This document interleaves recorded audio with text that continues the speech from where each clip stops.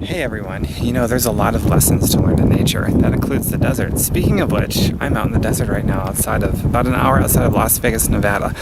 I'm hiking with my friend Andrea, and I was just making the statement to her about how amazing it is that the plants that grow here are just so beaten down, but they're so resilient and they thrive out here, such as these Joshua trees and cactuses and a bunch of other stuff.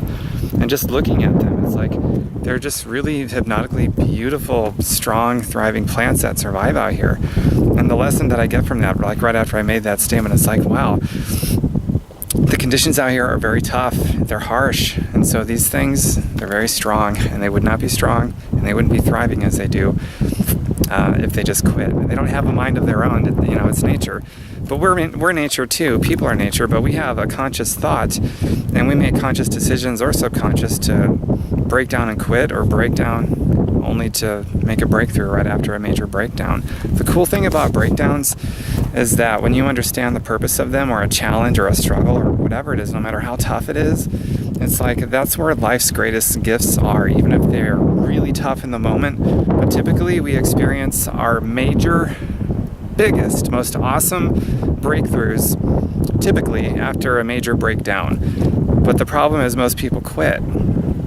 And so they don't get to experience life's gifts, and they have the same problems year after year instead of graduating for those problems to better quality of problems. It's just the way that nature is, and I know that a lot of us neglect those lessons in nature. But in the desert, those lessons, it's there for us to learn from, like these plants that are so sun-beaten, and they're just so impressive looking at how resilient they are.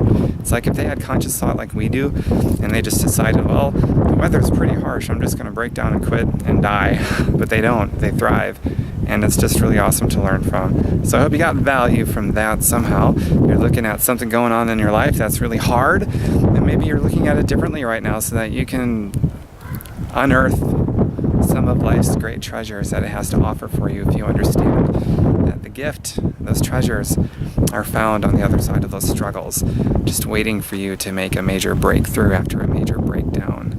So let that resonate, and start looking at problems and challenges and harsh conditions and your circumstances that are really tough. Start looking at those things a bit differently, and you can accomplish probably just about anything that you really want to.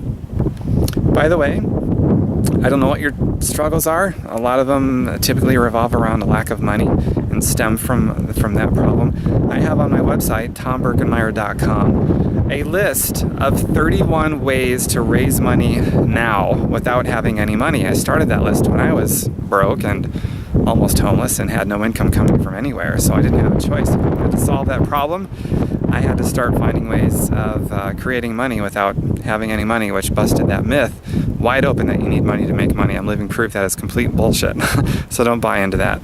And just go to my website, TomBerkenmeyer.com, put in your name and email address, and you will have that list totally free. Start working on it. If you get just one or two things out of 31, then it's going to help. It's going to help a lot. So take care. Start paying attention to nature and seeing what lessons you can learn from it.